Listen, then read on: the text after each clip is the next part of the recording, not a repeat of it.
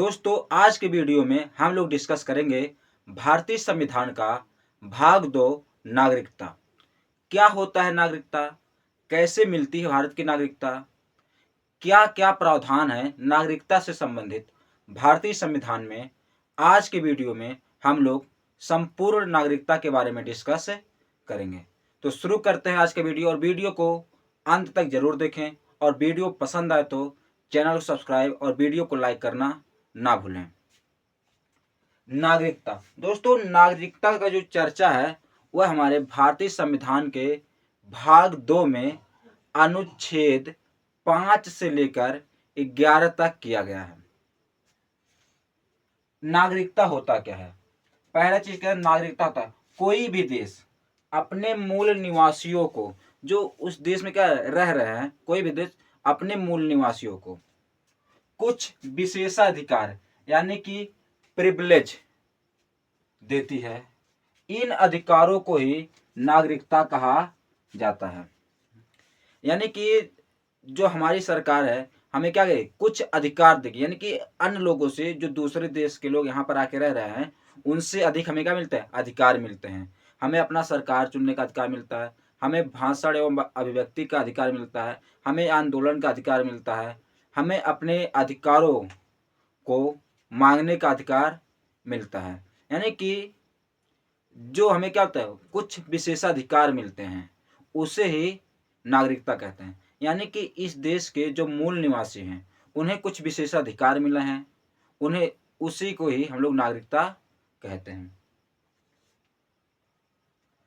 भारत में दोस्तों इंग्लैंड की तरह एकल नागरिकता है। दूसरा क्या है, भारत में इंग्लैंड की तरह, किसकी तरह? इंग्लैंड एकल नागरिकता है। एकल नागरिकता से मतलब होता है कि हम लोग केवल अपने देश के नागरिक हैं। यानी कि जो भारत है, हम लोग क्या भारत के ही नागरिक हैं। हम ना तो उत्तर प्रदेश के नागरिक हैं, उत्तर प्रदेश वाले ना उत्तर प्रदेश के, बिहार वाले ना बिहार के। यानी कि हम अपने राज्यों के नागरिक नहीं हैं, हम केवल भारत के नागरिक हैं। हम अपने राज्यों के निवासी होते हैं। क्या होता है, हम अपने राज्यों के नागरिक नहीं बल्कि क्या होते हैं, निवासी होते हैं। तो इंग्लैंड की तरह क्या है, भारत में एकल नागरिकता है। हम अपने केवल देश के नागरिक हैं और अपने राज्यों के निवासी होते हैं। इसीलिए निवास प्रमाण पत्र बनाया जाता है। नागरिक पत्र नहीं बनता, निवास प्रमाण पत्र बनता है। इसी तरह दोस्तों अमेरिका में दोहरी नागरिकता है। जैसे अपने यहाँ इंग्लैंड के तरह एकल नागरिकता है, वैसे अमेरिका में क्या है, दोहरी नागरिकता है।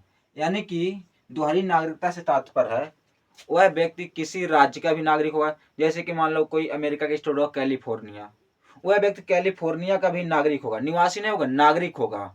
और अमेरिका का भी नागरिक होगा। वहाँ उस कैलिफोर्निया में उसको अलग पहचान मिलेगा, अमेरिका में अलग मिलता है। कैलिफोर्निया का अलग झंडा होता है, अमेरिका का अलग झंडा है। वैसे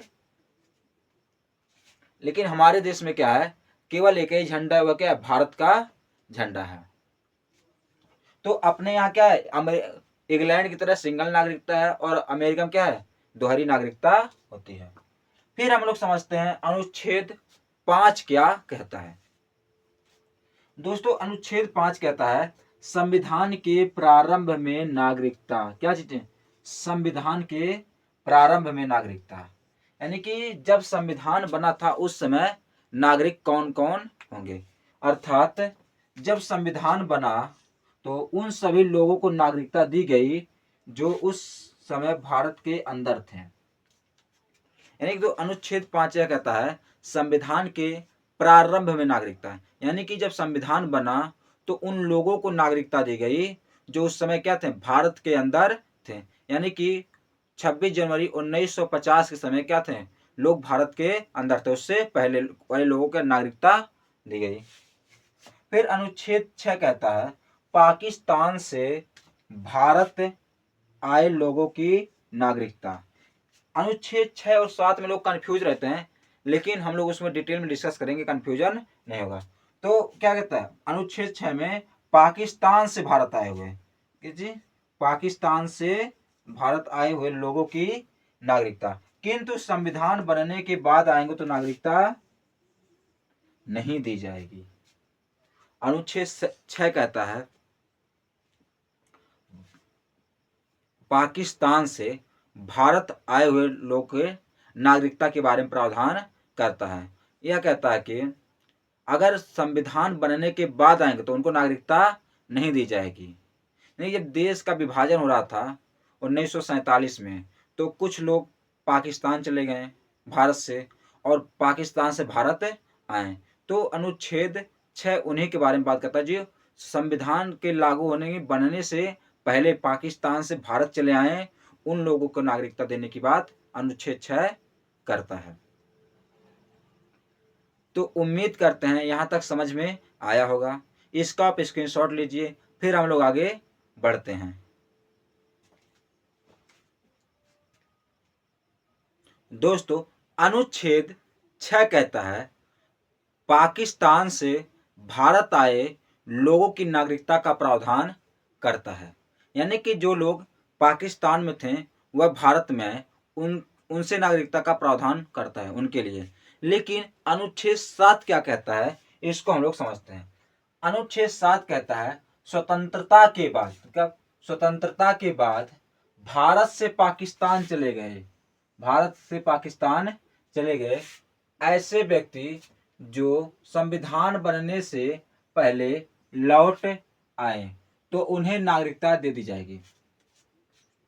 यानी कि जब 1947 में भारत का विभाजन हुआ, तो ऐसे बहुत से लोग थे जो क्या किए, भारत से पाकिस्तान चले गए, लेकिन संविधान बनने से पहले क्या हुए, लौट आए, उन्हें नागरिकता दे दी जाएगी।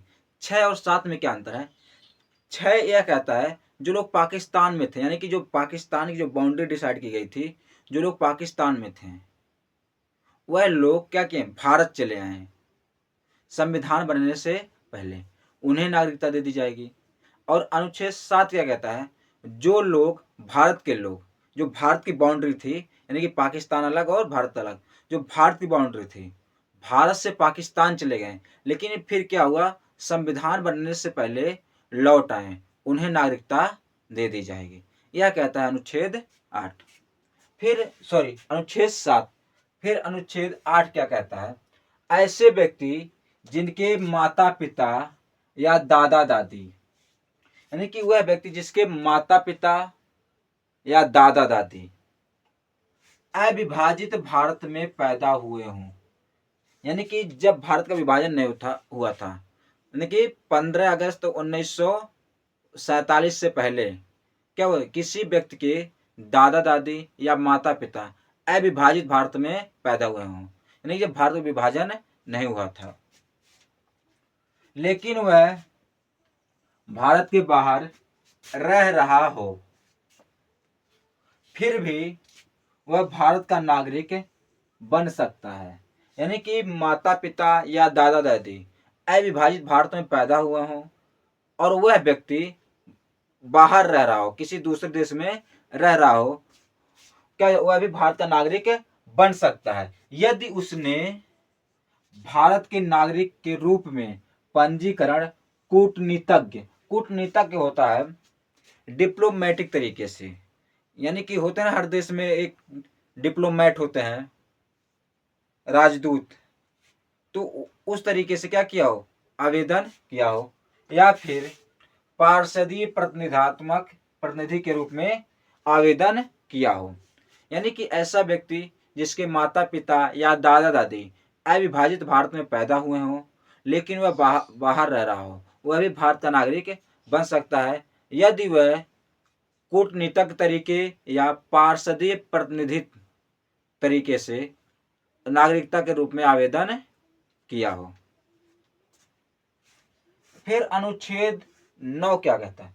अनुच्छेद 9 कहता है स्वेच्छा से किसी दूसरे देश की नागरिकता लेने पर भारत की नागरिकता समाप्त हो जाएगी। यानी कि आप अगर अपने इच्छा से किसी देश की नागरिकता ले लेते हैं तो जो भारत की नागरिकता रहेगी आपकी समाप्त कर दी जाएगी। मान लो कोई व्यक्ति गया अमेरिका रहने के लिए, वह क्या किया, अमेरिका की नागरिकता ले लिया, अमेरिका क्या हो गया, नागरिक हो गया, तो अपने आप भारत की नागरिकता समाप्त हो जाएगी। यह कहता है अनुच्छेद 9। फिर आता है अनुच्छेद नंबर 10। अनुच्छेद 10 कहता है भारतीयों की नागरिकता तब तक बनी रहेगी जब तक वह देश विरोधी कार्य नहीं करते हैं। यानी कि अगर आप देश विरोधी कार्य करते हैं तो आपकी नागरिकता समाप्त कर दी जाएगी। यानी कि पहला था आप अगर स्वेच्छा से किसी दूसरे देश क्या करें नागरिकता ले लें तो भी आपकी नागरिकता समाप्त कर दी जाएगी। और दूसरा है अगर आप देश विरोधी कार्य करते हैं तो भी क्या होगी आपकी नागरिकता समाप्त कर दी जाएगी। फिर अनुच्छेद 11 क्या कहता है?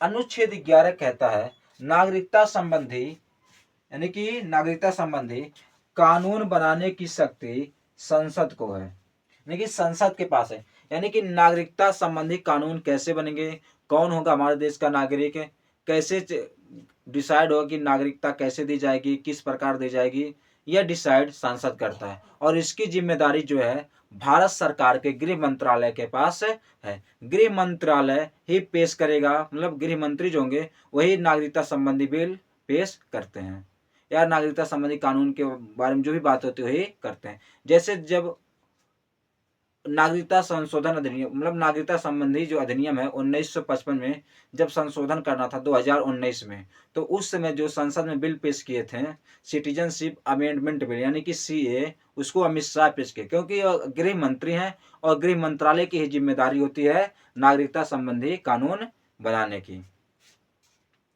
तो यहाँ तक था हमारा अनुच्छेद। अब हम लोग पढ़ते हैं नागरिकता प्राप्त करने की क्या क्या भारत में विधियां हैं। तो आप इसका स्क्रीनशॉट लीजिए, उम्मीद करता हूँ समझ में आया होगा। तो इसका भी स्क्रीनशॉट लीजिए, फिर हम लोग आगे बढ़ते हैं। अब हम लोग डिस्कस करते हैं भारत में नागरिकता प्राप्त करने की विधियों के बारे में। नागरिकता अधिनियम 1955। दोस्तों अनुच्छेद 11 कहता है नागरिकता संबंधी कानून बनाने की शक्ति संसद के पास है जिसकी जिम्मेदारी गृह मंत्रालय को दिया गया है।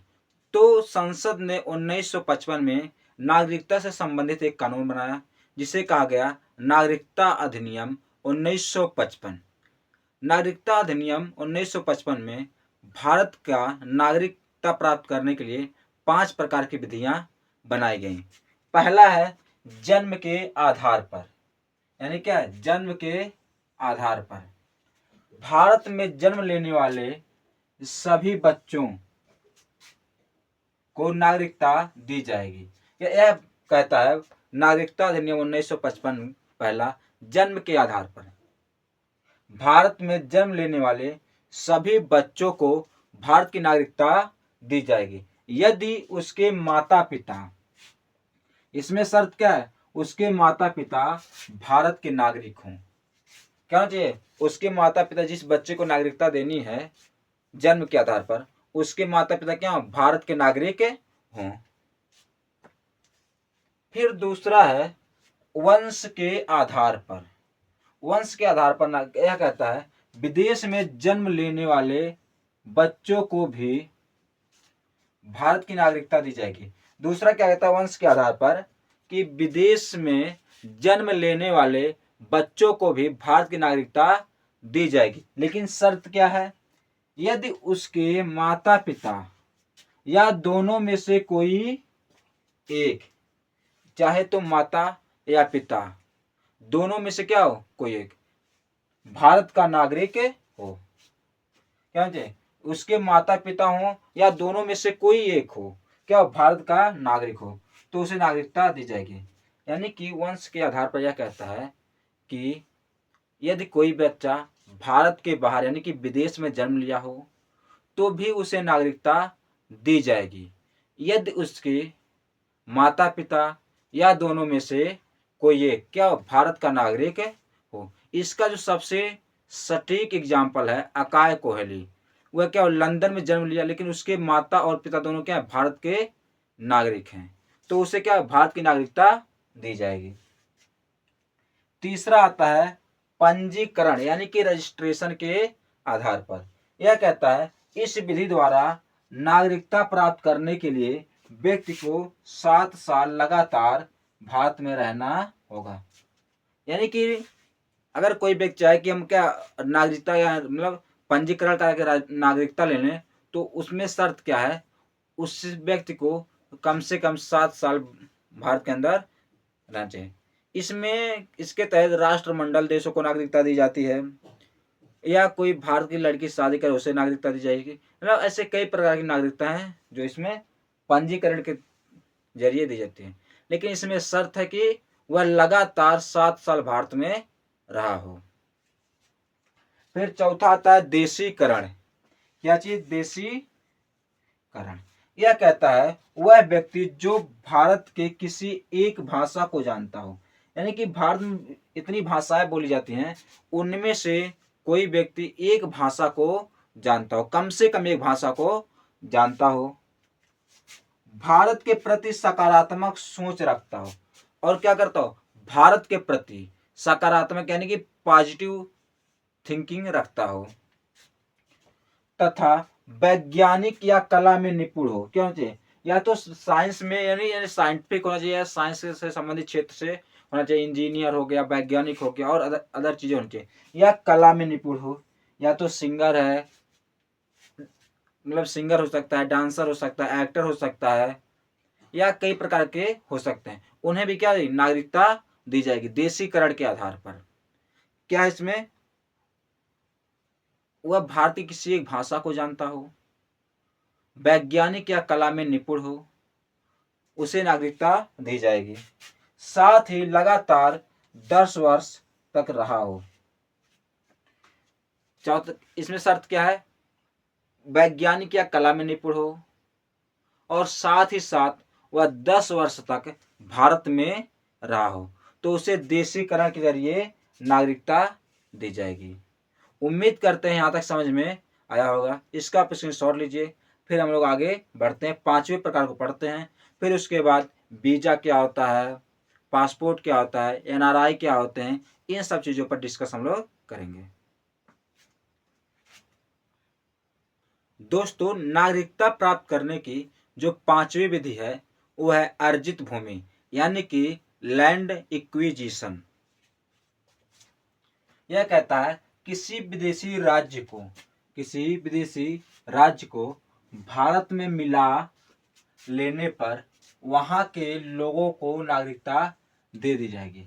यानी कि अगर किसी विदेशी राज्य को भारत में क्या कर ले, मिला लिया जाए, तो जो वहां के लोग होंगे क्या उनको नागरिकता दे दी जाएगी। मान लो कभी क्या वो भारत पाकिस्तान पर अटैक कर दे और उसके क्या जमीन को हड़प ले भारत, तो वहां के जो लोग होंगे, मतलब जितने दूर की जमीन क्या करेगी भारत हड़पेगी या अधिग्रहण कर लेगी, वहां के जो लोग होंगे उनको नागरिकता दे दी जाएगी। यह होता है लैंड एक्विजिशन। तो ये 5 तरीके थे भारत में नागरिकता प्राप्त करने की। तो और हम कुछ देखते हैं। एक चीज होता है एनआरआई, यानी कि नॉन रेसिडेंट इंडियन क्या होते हैं, हम लोग इसके बारे में जानते हैं। वह नागरिक है, यानी कि वह सिटीजन जो वर्तमान में भारत में नहीं रह रहा हो। क्या हो? जो वर्तमान में भारत में, मतलब वह व्यक्ति या नागरिक जो वर्तमान में भारत में नहीं रह रहा हो, लेकिन वह भारत का नागरिक है। क्या हो? वह भारत का नागरिक है। वह विदेश में 6 माह यानी कि 6 मंथ से अधिक समय के लिए चला गया हो, तो वह एनआरआई कहलाएगा। यानी कि ऐसा व्यक्ति जो वर्तमान समय में भारत में नहीं रह रहा हो और वह भारत का नागरिक हो, वह 6 महीने से अधिक के समय के लिए विदेश चला गया हो, तो उसे एनआरआई कहते हैं। फिर इसके बाद आता है विदेशी नागरिकता, यानी कि ओवरसीज सिटीजनशिप। यह क्या होता है, इसको हम लोग समझते हैं। इसे 2005 में लक्ष्मीमल सिंघवी, एक व्यक्ति हैं लक्ष्मीमल सिंघवी, एक समिति बनाया गया उनके अध्यक्षता में, लक्ष्मीमल सिंघवी की अध्यक्षता में एक समिति बनाया गया। इन्हीं के द्वारा जोड़ा गया था कौन सा, ओवरसीज सिटीजनशिप या विदेशी नागरिकता। यह बड़े बड़े उद्योगपतियों को दिया जाता है। यानी कि ओवरसीज सिटीजनशिप क्या बड़े बड़े उद्योगपतियों को दिया जाता है।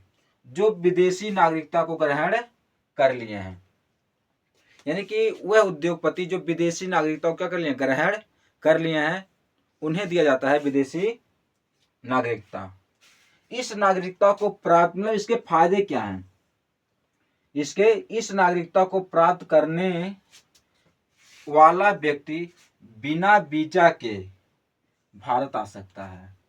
यानी कि जिस व्यक्ति के पास ओवरसीज सिटीजनशिप यानी विदेशी नागरिकता रहेगी, वह व्यक्ति क्या होगा, भारत में बिना वीजा के आ सकता है। वीजा क्या होता है, अभी हम लोग इसको समझेंगे। वीजा, पासपोर्ट, CAA, NRC, इन सब चीज़ों को हम लोग समझेंगे। लेकिन इस नागरिकता को कब खत्म किया जाएगा, इसमें भी कहा गया है नोट, देश विरोधी कार्य करने पर। अगर व्यक्ति जिसे ओवरसीज नागरिकता दी गई है वह क्या कर रहा है, देश विरोधी कार्य कर रहा है, यानी कि अपने ही देश के खिलाफ षड्यंत्र कर रहा है, या पागल हो गया हो, क्या हो, पागल हो गया हो, या दूसरे देश के प्रभाव में आ गया हो। क्या हो, पहला चीज देश के विरुद्ध क्या हो, षड्यंत्र कर रहा हो। दूसरा चीज पागल हो गया हो। तीसरा चीज किसी दूसरे देश के प्रभाव में आकर आ गया, यानी कि किसी दूसरे देश का बात मान रहा हो व्यक्ति अपने देश के खिलाफ षड्यंत्र करने के लिए। आ गया, आ जाने पर गृह मंत्रालय, कौन, गृह मंत्रालय यानी कि मिनिस्ट्री ऑफ होम अफेयर द्वारा नागरिकता समाप्त की जा सकती है।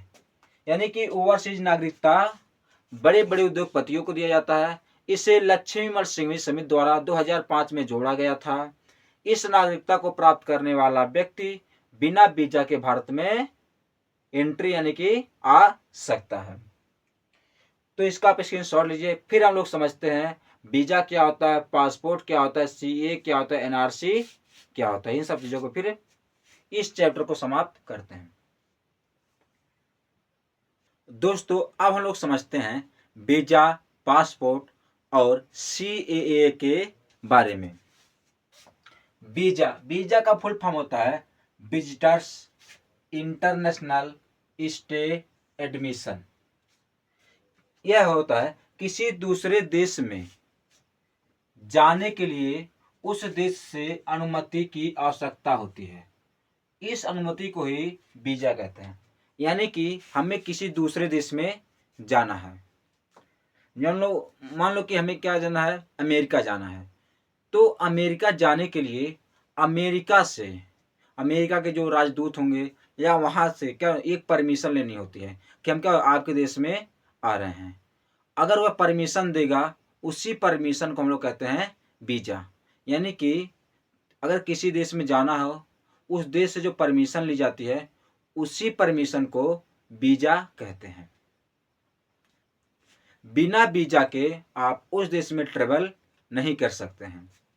फिर दूसरा जो होता है पासपोर्ट अपने देश को छोड़कर किसी दूसरे देश में जाने के लिए खुद अपने देश से अनुमति लेनी पड़ती है, उसे पासपोर्ट कहते हैं। यानी कि हमें अपना देश छोड़कर जाना है किसी दूसरे देश में, तो हमें अपने देश से क्या परमिशन लेनी पड़ेगी छोड़कर जाने के लिए। उसी परमिशन को हम लोग पासपोर्ट कहते हैं। अगर कोई व्यक्ति अपराध किया हो तो क्या भागना है, तो उसे क्या कहेंगे हम लोग, उसे भागने नहीं दिया जाएगा, क्योंकि बिना पासपोर्ट वह देश छोड़कर नहीं जा सकता। अब इसके बाद आता है CAA यानी कि सिटीजनशिप अमेंडमेंट एक्ट 2019। यह क्या होता है, इसको हम लोग समझते हैं। यह भारत के संसद द्वारा पारित एक अधिनियम है। अधिनियम होता मतलब इसे अंग्रेजी में एक्ट कहते हैं। जब कोई कानून मतलब संसद में रखा जाता है उसे बिल कहते हैं हम लोग, यानी कि विधेयक कहते हैं। जब वह कानून संसद के दोनों सदनों से, लोकसभा और राज्यसभा से पास होने के बाद राष्ट्रपति का सिग्नेचर हो जाता है, तो वह विधेयक, अधिनियम यानी कि बिल जो है वह एक्ट में बदल जाता है। तो जो CAA 2019 है, यह भारत के संसद द्वारा पारित क्या एक अधिनियम है, यानी कि एक कानून बन चुका है। जिसके द्वारा सन 1955 के नागरिकता कानून अधिनियम को संशोधित करके एक व्यवस्था की गई है। यानी कि 2019 CAA 2019 के द्वारा नागरिकता अधिनियम 1955 का क्या संशोधन किया गया। संशोधन करके यह व्यवस्था की है कि 31 दिसंबर 2014 के पहले पाकिस्तान, अफगानिस्तान और बांग्लादेश से धार्मिक प्रताड़ना, यानी कि पाकिस्तान, अफगानिस्तान और बांग्लादेश से क्या धार्मिक प्रताड़ना वाले अल्पसंख्यक, कौन अल्पसंख्यक यानी कि माइनॉरिटीज, कौन कौन से, हिंदू, बौद्ध, सिख, जैन, पारसी एवं ईसाई, यानी कि जो ये 5 धर्म हैं वह पाकिस्तान, अफगानिस्तान और बांग्लादेश में क्या है अल्पसंख्यक हैं। वहां पर मुस्लिमों की संख्या क्या है सबसे अधिक है। तो ये 5 धर्म क्या वहां पर अल्पसंख्यक हो गए हैं। तो वहां पर ये लोग धार्मिक रूप से प्रताड़ित होते हैं। वहां मुस्लिम तो प्रताड़ित होते नहीं धार्मिक रूप से, क्योंकि वह उनका ही देश है, वहां पर वह बहुत अधिक संख्या में है, तो उनका कोई प्रताड़ना नहीं कर सकता, ना उनका कोई शोषण कर सकता है। शोषण किसका होता है, हिंदू, बौद्ध, सिख, जैन, पारसी और ईसाई का को भारत की नागरिकता दी जाएगी। इस अधिनियम भारतीय नागरिकता अधिनियम को प्राप्त करने के लिए आवश्यक, यानी कि इस अधिनियम के द्वारा जो भारत की नागरिकता है उसे प्राप्त करने के लिए 11 वर्ष की जो, यानी कि पहले क्या था 11 वर्ष भारत में लगातार रहना होता था, तब भारत की नागरिकता मिलती थी। लेकिन इसके द्वारा इसमें संशोधन करके मात्र 5 वर्ष कर दिया गया, केवल 5 वर्ष कर दिए गए, यानी कि जो लोग अब 11 साल रहते तो क्या 5 वर्ष भारत में रह सकते हैं। तो इसका आप स्क्रीनशॉट लीजिए। फिर हम लोग समझते हैं एनआरसी और एनपीआर के बारे में, फिर क्लास को समाप्त करते हैं। दोस्तों अब हम लोग समझते हैं एनआरसी और एनपीआर के बारे में। एनआरसी यानी कि national register of citizens, Bharat का यह राष्ट्रीय नागरिक पंजी है। क्या है यह, नेशनल रजिस्टर ऑफ सिटीजन्स है। भारत सरकार द्वारा निर्मित क्या है एक पंजी यानी कि रजिस्टर है। यह एनपीआर जो है यह भारत सरकार द्वारा निर्मित क्या एक रजिस्टर यानी कि पंजी है, जिसमें उन भारतीय नागरिकों का नाम है। इसमें क्या उन भारतीय नागरिकों का नाम है जो असम के वास्तविक नागरिक है। कहाँ के, असम के वास्तविक नागरिक हैं। यह पंजी विशेष रूप से असम के लिए बनाई गई है, यानी कि एनपीआर संबंधित है असम से। जो असम के वास्तविक नागरिक हैं उनका नाम है किसमें, एनपीआर में। सॉरी एनआरसी में किसका नाम है, असम के वास्तविक लोगों का नाम है एनआरसी में। फिर दूसरा आता है एनपीआर, इसे कहते हैं नेशनल पॉपुलेशन रजिस्टर। यानी एनपीआर देश के निवासियों का, किससे, देश के निवासी यानी कि यहाँ के सिटीजन्स का एक रजिस्टर है। इसे नागरिकता अधिनियम 1955 और नागरिकता नियम 2003 के प्रावधानों के आधार पर स्थानीय यानी कि लोकल, ग्राम पंचायत, तहसील, राज्य और राष्ट्रीय स्तर पर तैयार किया गया। यानी कि यह एनपीआर एक पॉपुलेशन संबंधी रजिस्टर है जिसे स्थानीय, ग्राम पंचायत, तहसील और राज्य और राष्ट्रीय स्तर पर तैयार किया गया है। तो यहाँ पर समाप्त होता है संविधान का भाग 2 नागरिकता। तो इसका भी स्क्रीनशॉट लीजिए। बहुत बहुत धन्यवाद। जय हिंद, जय भारत।